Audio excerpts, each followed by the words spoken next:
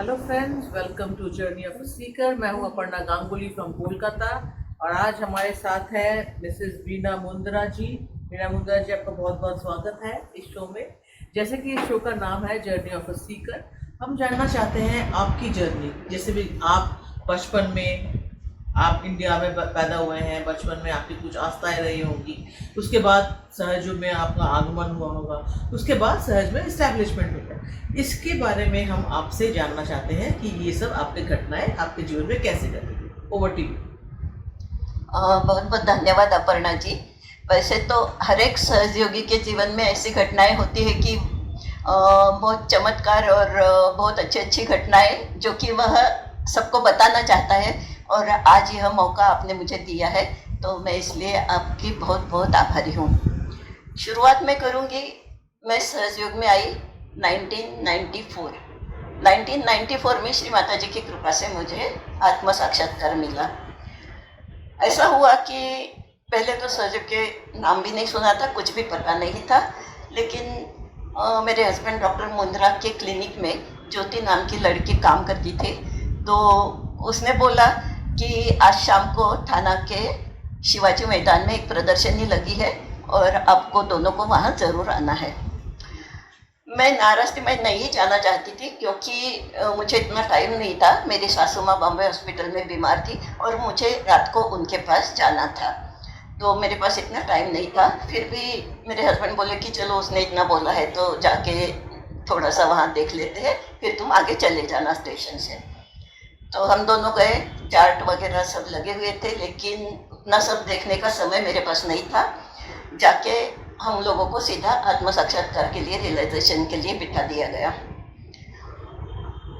पता नहीं, मेरी तो आँख बंद थी, उन लोगों ने क्या किया, लेकिन थोड़ी देर बाद मुझे मेरे तालू भाग में बहुत ठंडक महसूस हुई और बहुत शांति महसूस हुई।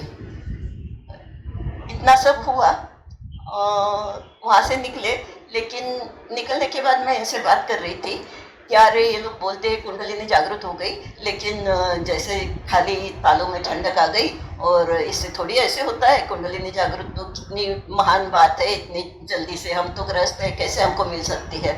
तो मैं पहले विपश्यना करती थी, तो मैंने सोचा कि नहीं, हमारे लिए वही ठीक है, विपश्यना ही हमारे लिए ठीक है।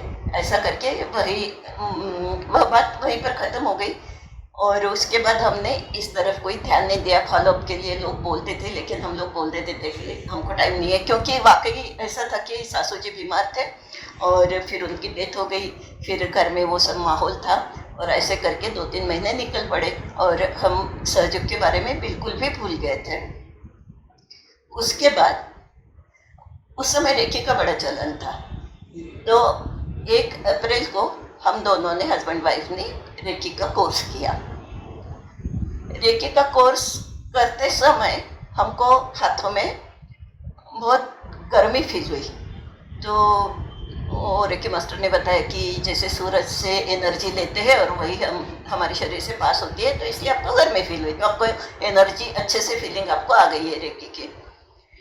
उसके बाद हम घर पर आए, लेकिन हमारी तकलीफ बढ़ती गई। दोनों को भी सेम फीलिंग हो रही थी कि जैसे शरीर में गर्मी फील होना, जलन होना, भारीपन होना, नींद नहीं आना, विचार बहुत आ रहे थे, बेचैनी लग रही थी। तो यह सब होने लगा, तो रेकी मास्टर को फ़ोन किया शाम को, तो वो बोलते हैं कि ऐसा कुछ होता नहीं है रेकी में, आप अपना मेडिकल ट्रीटमेंट करो। जैसे कि मेरे पति डॉक्टर हैं, तो उन्होंने बोला आप अपना ट्रीटमेंट करो।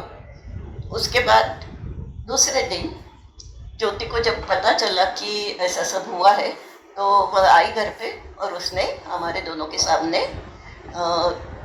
नमक पानी के बकेट रख दी और बोला आप इसमें पैर डाल के बैठ जाओ। हमको तो ये सब कुछ पता भी नहीं था, लेकिन पता नहीं उसने क्या किया, हमारे पीछे खड़े रह के, और हम दोनों को भी 5-6 मिनट में हम लोग एकदम नॉर्मल फीलिंग करने लगे। तो बड़ी आश्चर्य की बात लगी हमको कि ये क्या हो रहा है, ऐसे कैसे हो सकता है कि 5 मिनट में हम खाली नमक के पानी में पैर रखने से, ठीक है शरीर की गर्मी कम हो गई, लेकिन जो हमारे विचार रुक गए और जो शांति मिल रही है वो कैसे हुआ। तो हमने पूछा कि भाई तुमने किया क्या हमको। वो रात को कुछ सहयोगियों को घर पे लेके आई, उन लोगों ने हमको सहयोग के बारे में बताया, श्री माता जी के बारे में बताया, बहुत कुछ घटनाएं बताए, कौन कौन ठीक हुआ, कैसे हुआ, ये सब चमत्कार बताए।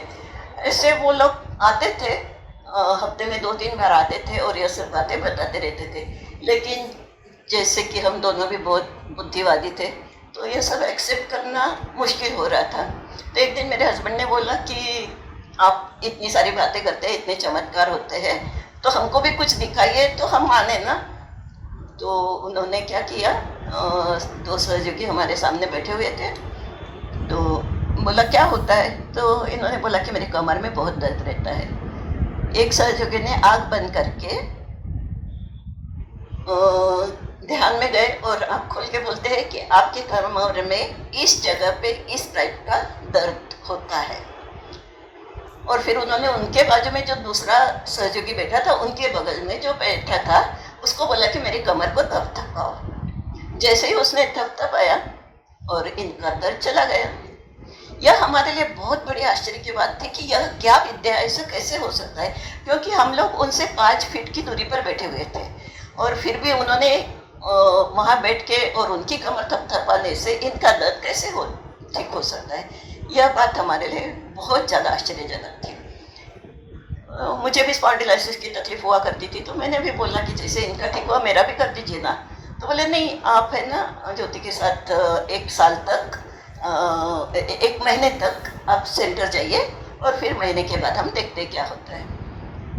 वीना जी, आपकी बातें सुन के बहुत ही अच्छा लगा हमें, और आप जैसे सीनियर सहयोगी उसके बारे में सुन के और भी बहुत सुनते हैं, बहुत कुछ सुनने में मिलता है, बहुत चमत्कार सुनने में मिलता है, तो अच्छा भी लगता है। वैसे हम दर्शकों को ये बता देते हैं कि वीना जी ने बहुत ही सुंदर सहज अनुभूति सहज के ऊपर कविताएं लिखी हैं। हम चाहेंगे कि वीना जी हमारे सामने हिंदी और मराठी दोनों में लिखे हैं, तो हमारे सामने कुछ 1 या 2 पढ़ दें। वो तंत्र ज़रूर पढ़िएगा जिसमें आपने लिखा है, सहज का पूरा डिफाइन कर दिया है आपने, बहुत ही सुंदर तरीके से सहज को डिफाइन कर दिया है। ये आप प्लीज़ पढ़ के सुनाइए। अच्छा, जैसे आपने बोला है, ये कविता मैं पढ़ती हूँ। सहज तंत्र कविता का नाम है। सहज योग तंत्र है स्वयं को जानने का, सहज योग मंत्र है स्वयं पूर्ण बनने का, सहज योग मार्ग है मानव के निजी धर्म का, सहज योग साधन है सुख शांति स्वास्थ्य पाने का, सहज योग सोपान है सीढ़ी लैडर, सहज योग सोपान है मानव से महामानव बनने का, सहज योग प्रयोग है परमात्मा से योग पाने का, सहज योग माध्यम है चैतन्य की अनुभूति का, सहज योग अभ्यास है चित्त के निर्विचारता का, सहज योग विज्ञान है कुंडलिनी के जागरण का, सहज योग ध्यान है आत्म साक्षात्कार पाने का, सहज योग संदेश है निर्मल निर्लेप प्रेम का, सहज योग प्रसाद है श्री माता जी के अनंत आशीर्वाद का। श्री माता जी के अनंत आशीर्वाद का। बहुत ही खूबसूरत। और एक हमें कोई मराठी का सुना दीजिए। अच्छा, अभी हम सहयोग के जर्नी के बारे में बात चल रही थी कि सहयोग में कैसे आए और कैसे सेटल हुए।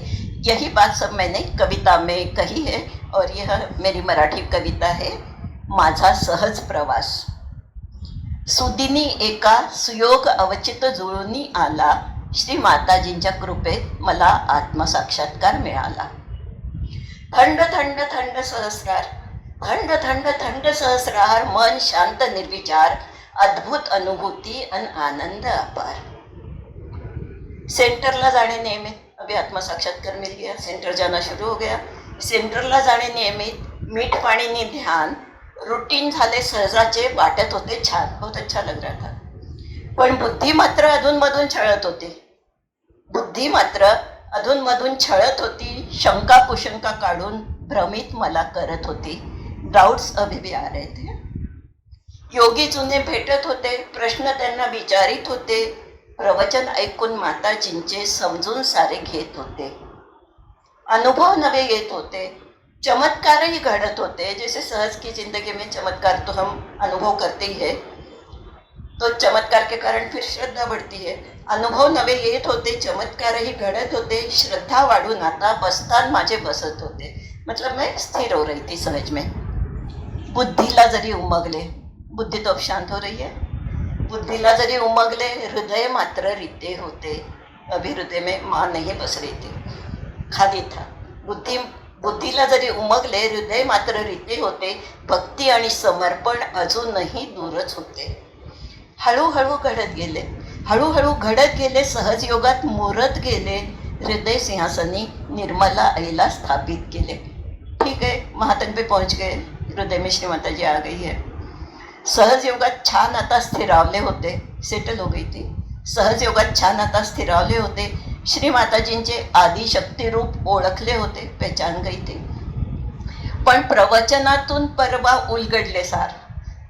अभी भी हमको जो सीखने को मिलता है, अभी भी हम सुनते हैं प्रवचन, कई बार सुनते तो नई बात सामने आती है. उसी के बारे में लिख रही हूँ की पण प्रवचनातून परवा उलगडले सार. ओळखणे नवे पुरेसे, हा तर केवळ विचार. यह भी मेंटल स्तर पर है, मानसिक स्तर पर है कि मैंने आदिशक्ति रूप में श्री माता जी को पहचान लिया. तो फिर इसके आगे क्या करना है? आतून अगदी पटायला हवं, हृदयातून स्वीकारायला हवं, व्यक्तिमत्वातून जाणवायला हवं. आपके हर पर्सनैलिटी से, हर कण कण से मालूम होना चाहिए कि आप आदिशक्ति के बच्चे हैं. आदिशक्तीचं मी लेकरू. व्यक्तिमत्वातून जाणवायला हवं, आदिशक्तीचं मी लेकरू हे नसा नसातून भिनायला हवं, हे नसा नसातून भिनायला हवं. जय श्री माताजी. जय श्री. ये जो कवर पेज में उन्होंने बहुत सुंदर एक अपना इंट्रोडक्शन लिखा है.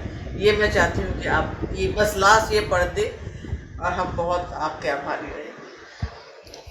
सहज अनुभूति मिला आत्म साक्षात्कार. चैतन्य का अनुभव और आनंद अपार. माँ निर्मल का प्रेम और ज्ञान का भंडार. कृपा बरसी उनकी बज उठे वीणा के तार.